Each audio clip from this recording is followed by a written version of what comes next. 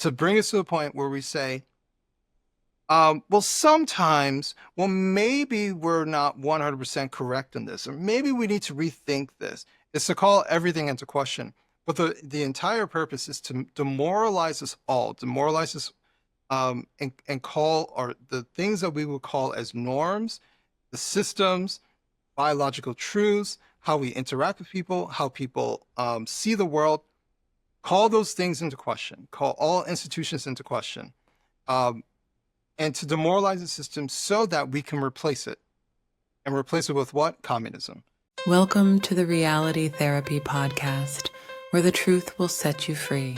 This video is adapted from a section of my book, The Woke Mind, The Twisted Psychology of the Social Justice Movement, available on Amazon, combined with clips from the Reality Therapy Podcast. The pre-modern world was built on myth. Be careful going into the woods. You may run into fairies, unicorns, werewolves, witches, or any number of other creatures.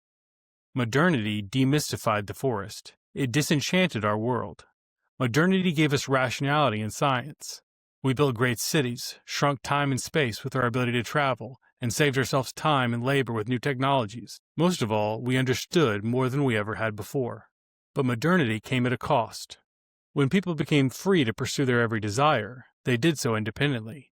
The pre-modern world gave us religion, which pointed us to God, which gave us a source of meaning and purpose that unified our families and communities. When the self became the highest good, families and communities broke down. People became siloed and atomized. Religion too fell by the wayside. As Nietzsche said, God is dead and we have killed him. The chaos of the modern world began driving us crazy. We were bombarded by information that we were unable to process. How could we know what's really true? Perhaps the truth of religion or science never really were true. Perhaps they were just personal truths that came alive when we spoke about them as if they were real. This is the idea that gave birth to postmodernism. A key aspect of postmodernism is moral and epistemological relativism. This is where we get the idea that there's no such thing as absolute truth, that you have your truth and I have my truth.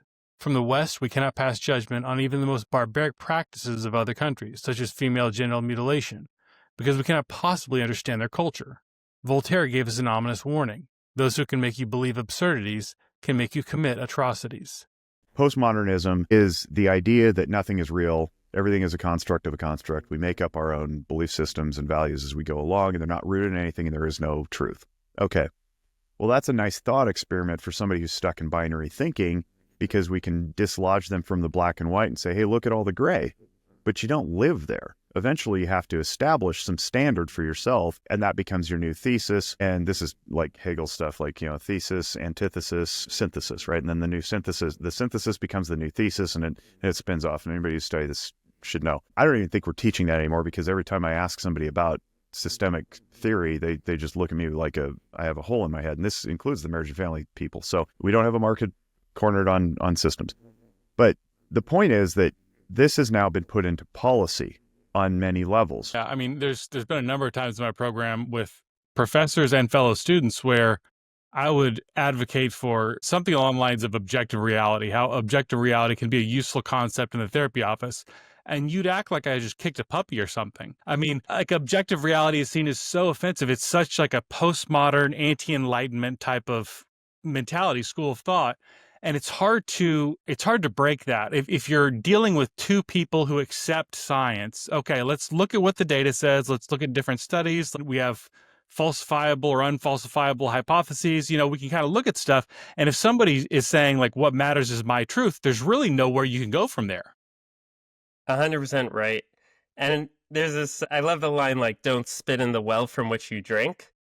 And I don't think the people who deny science and objective truth don't realize how much they rely on it. The same people are like shouting about the vaccine, like, science, right? Like, they use their cell phone, science. They drive to campus in their car, like, science, science, science. Like, every part of their life has been made amazing and wonderful, and they fly through the air, as Louis C.K. says, like a Greek god, because of science. And, like, they're the same person, and they'll just get up on their microphone, science, being recorded over Zoom, like, science, science, science, that it's garbage. Like, okay, don't use it. Don't use any of the benefits of science then. Let's see how your life is.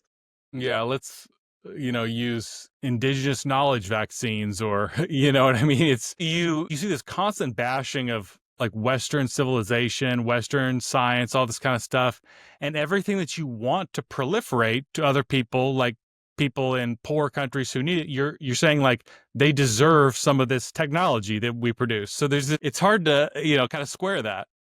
Yeah.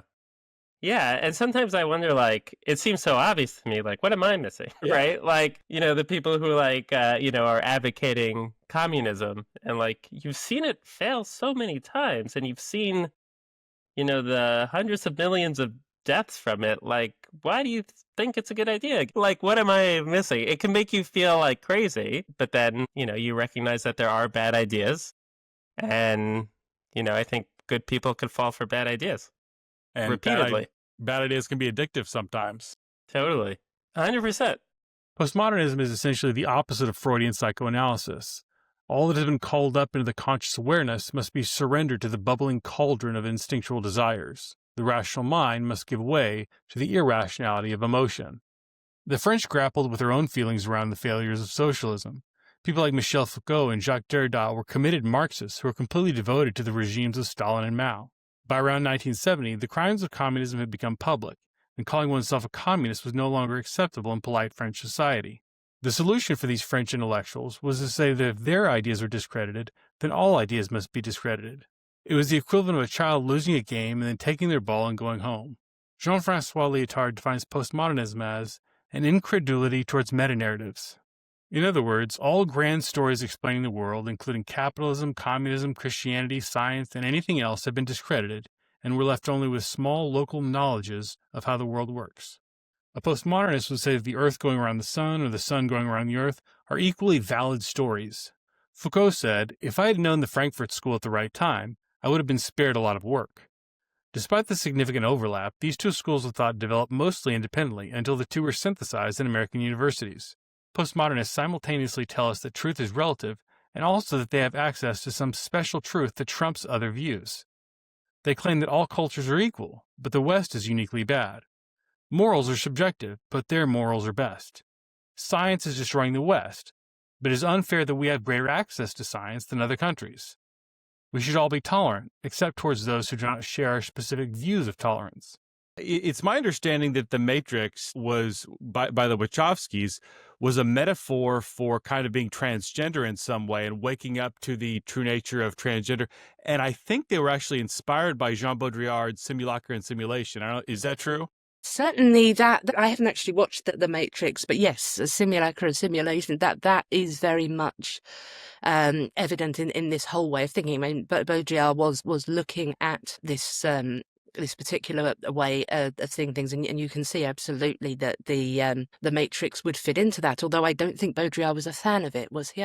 He was. He didn't like the film. Yeah, even though they put on a show of being relativists, postmodernism is exclusively left-wing.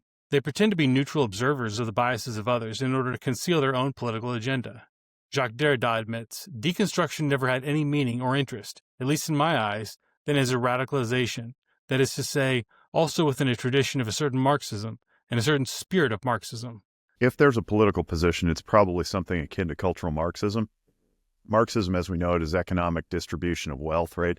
And this is a cultural redistribution of whatever perceptions people have of your resources, we'll call them. I don't want to say money, but it's your power, your privilege, your whatever you've achieved in life. They want to tear that down and somehow disseminate it, I don't know, like through osmosis or something. So if there's a political position, it's that. But I don't think there is one because by definition, postmodernism can't take a stand on anything.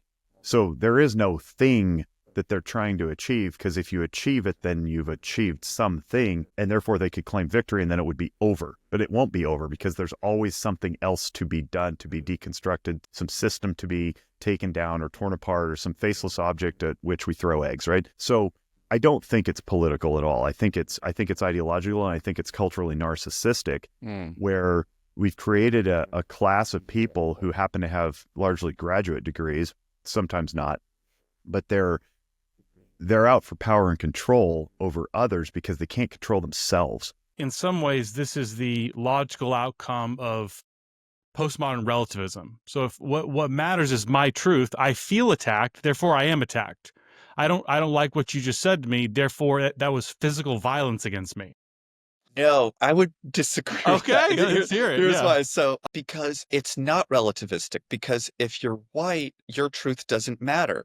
And if you're male, your truth doesn't matter. Your truth only matters for certain categories. Your truth is whatever you say it is. For others, your truth is never valid at all. It's so inconsistently applied. They're not relativists. They are very judgmental of the West. They're very judgmental of certain cultures' histories, and they really idealize other cultures and histories. So they're not refraining from judgment. I think they're very judgmental in this all or nothing way. And I think they might talk about it as relativistic sometimes, but I think in practice, it's actually sweepingly judgmental as opposed to relativistic. Let me see if I can say this more accurately. Okay, yeah. Postmodern relativism is the opening move. It's like Right. a smoke screen. Oh, here's some facts about the world. Well, who even knows, man? You have your truth, I have my truth. That's the opening move. And then when you become willing to enter the game with them, you realize there's all these other rules that you didn't know about. Right. Like the hierarchy of who has value in their speaking. That definitely seems to be, there's something that kind of resonates to me about the historical progression of how this emerged. I mean, this stuff was around when I was in college, which would have been mid-aughts. And it was around. We didn't think of it as, I never imagined that ideology that was kind of over in one corner of the campus was going to take over major banks and like the Department of Defense. Like that just never. So I think there was something where maybe there was a complacency about it, or it just was so inconceivable that I think we didn't take it as seriously as we should have. Jacques Derrida gave us the concept of deconstruction, meaning that we must dig below the surface and pull apart all of our belief systems and anything we read or consume. This is the type of thinking that first infected literary departments before spreading throughout academia. Yeah, the deconstruction phenomenon is so bizarre because it almost implies that there's nothing left to build in society. Like our real accomplishment now is to tear down. Yeah. At the end of deconstruction, the only thing left to do is more deconstruction. Yeah. There doesn't seem to be any point where it's like, okay, we've deconstructed Western civilization enough. Now let's start contributing something. That doesn't seem to be part of the equation. Right. Yeah. Which, to me makes perfect sense if I'm thinking of the psychology of the eternal youth, puer dynamics. Eternal youth figures, they want to, if you look at what they're in antagonism to, eternal youth figures, they hate authority, law, limits, history, order, structure. They're all those same things that you can really see being attacked in both first-generation postmodernism like Jacques Derrida and Michel Foucault. But you can also see those are the same types of things that are being pushed against and attacked in things like queer theory. Michel Foucault wrote a number of books that established the foundation of postmodern philosophy. In The Archaeology of Knowledge and The Order of Things, he argues that there is no such thing as neutral knowledge that is not connected to power. He coins the term power knowledge to describe how these two things are married together and cannot be separated. But at the very root of it is the belief that knowledge is a construct of power. The people who have the power in society get to decide what is true. They are straight, white, wealthy men, and they decide what is true based on what serves their interests. Then they talk about this as though it is true. We, as society, are then socialized into speaking in this way as though these things are true. And we perpetuate systems like patriarchy, white supremacy, imperialism, cis heteronormativity, which is the belief that everybody will identify as the gender that their sex is and everybody will be heterosexual. The fat phobia and ableism, we've just been socialized into all of those by the way we speak. And so it is really important to deconstruct all that. So you have to dismantle your whiteness, detoxify your masculinity, decolonize your thinking, and speak in other ways, and this will bring about social justice.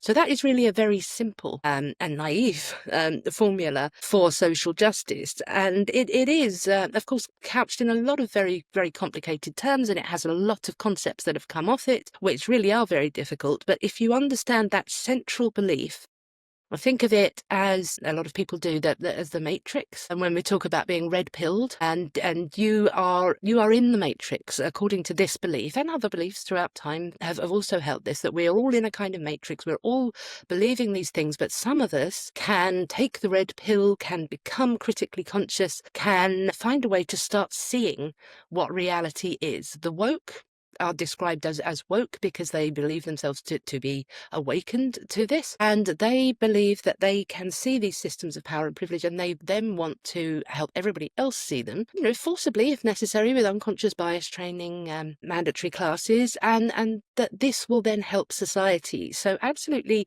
steelman that. If that was actually true, if we are all in a matrix and we are all sucked into these terribly oppressive systems and we don't even see it, then perhaps these methods would be good. As liberal, again, anybody who believes that actually humans have free will, that we all can evaluate society, come to our own conclusions on how it works, make arguments about it, then you'd have to say, well, no to that. This is one theoretical framework. It doesn't stand up well to reality. I have a different way of looking at things. I can evaluate ideas for myself. But if you were to get on an airplane and then over the intercom they say, yeah, I want to let you know this plane was designed by postmodern engineers and the engines were constructed with my truth, like, would you stay on that plane? Eventually reality has to have a say.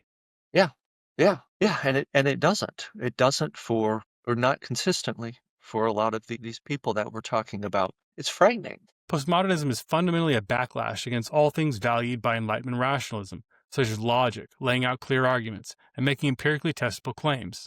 American philosopher John Searle has said of their work, the text is written so obscurely you can't figure out exactly what the thesis is. Because of this, postmodernism rarely, if ever, came to clear or empirically testable conclusions, simply because it was so difficult to be sure about what it meant. And the people in circles I swim in, it was like Cynical Theories was the book that kind of awakened us to what's going on, because it's all just confusing gibberish. I was looking for my copy of Cynical Theories this morning, and I wish I could find it, because it's almost like my highlights were worthless, because by the time I finished reading it for the second time, every sentence was highlighted. This is, and people who might not have read you directly have probably, if they're in this space, they've read books where Pluckrose was in the citations or a footnote or something, or according to Pluckrose. I mean, you're kind of like the origin of explaining like a lot of this. Can you just, I know we've fleshed out some of the ideas of the book, but can you tell me just a little bit about writing Cynical Theories?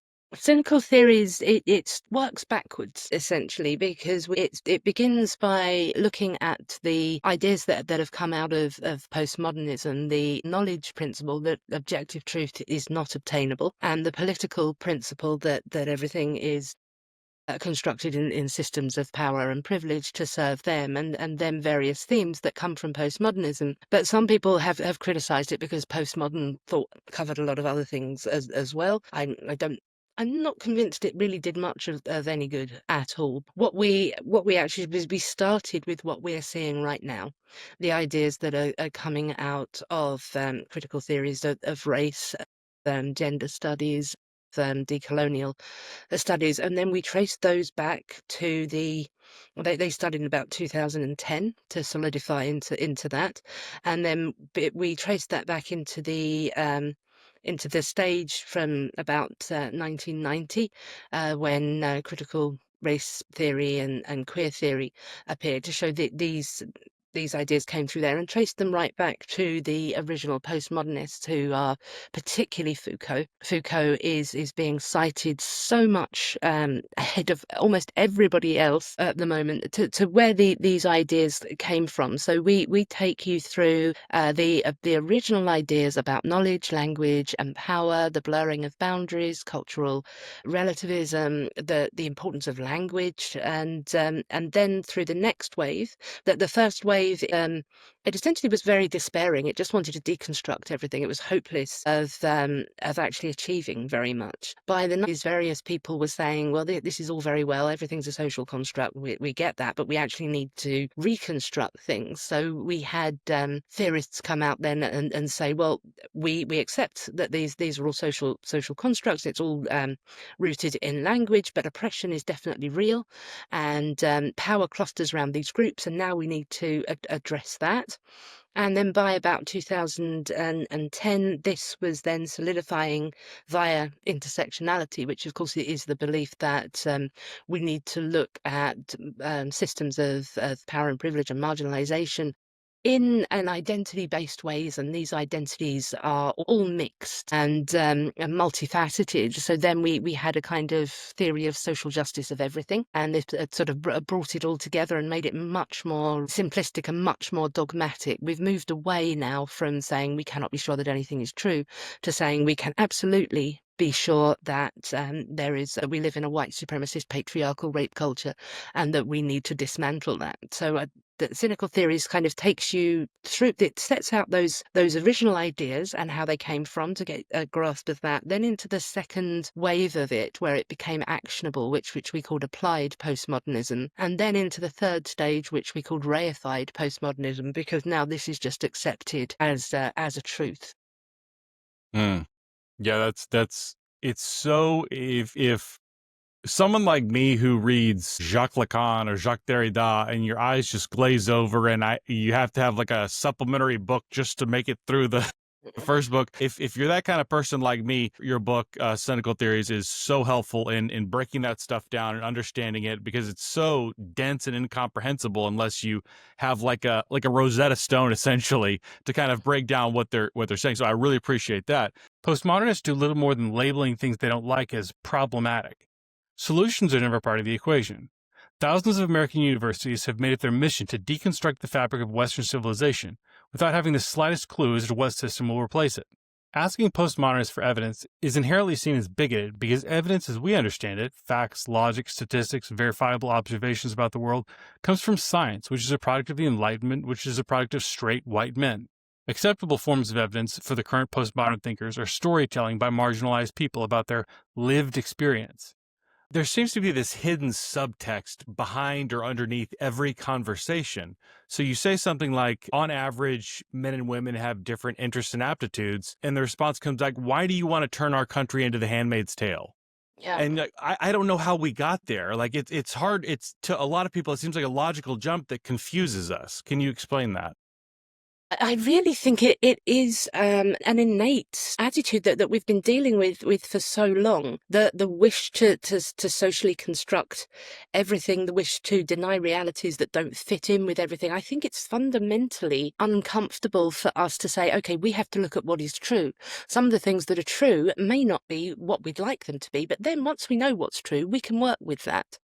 But then with the rise of postmodern thought in the 60s, they kind of brought up this idea that everything is a construct of power and privilege, as though it was new, as though nobody had noticed this before, as though the whole sort of development of liberalism and Enlightenment thought hadn't been entirely about overturning oppressive structures like feudalism, like theocracy, like patriarchy, like colonialism, like slavery. We have for a long time been looking at socially constructed systems that oppress one group or another and dismantling them so that people have society is open to more people. And this is what liberalism has been doing. But it made huge strides in the 60s and 70s, where we had the civil rights movement. We had laws that enabled women and people of racial minority to access all professions, to get paid the same amount. We decriminalized homosexuality. Once those legal changes had been made, what was left was to address the attitudes that continued to exist, which said that